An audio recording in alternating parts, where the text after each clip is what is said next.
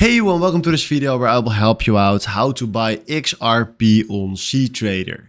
The first thing that you need to know is that you only can buy XRP in cTrader when the broker that you are using is supporting XRP. So for example, right here, I'm going to the cTrader demo account. And if I search right here at all symbols for XRP, you see that I'm not allowed to trade in XRP.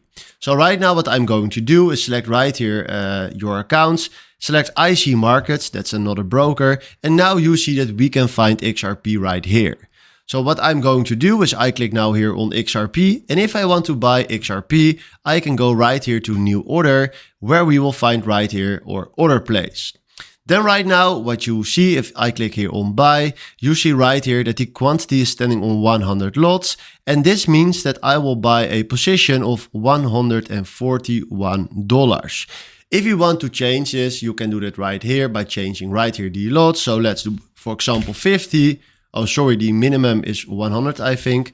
So let's do 120. Then right now you see right here, if I'm holding my mouse right here, that we will buy for $169.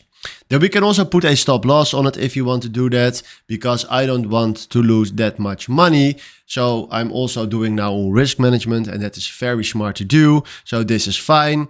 I don't want to lose more than $240. When you will hit that amount, he will automatically stop the trade. But right now, if I click here on place order, you see right here, your request to buy 120 lots of XRP was filled. So right now, if I go right here to my positions, you will find here that we created ourselves a nice position on XRP. So this is how you can buy XRP on cTrader. Hopefully this was the video where I was looking for. Thanks for watching and have a wonderful day. Ciao.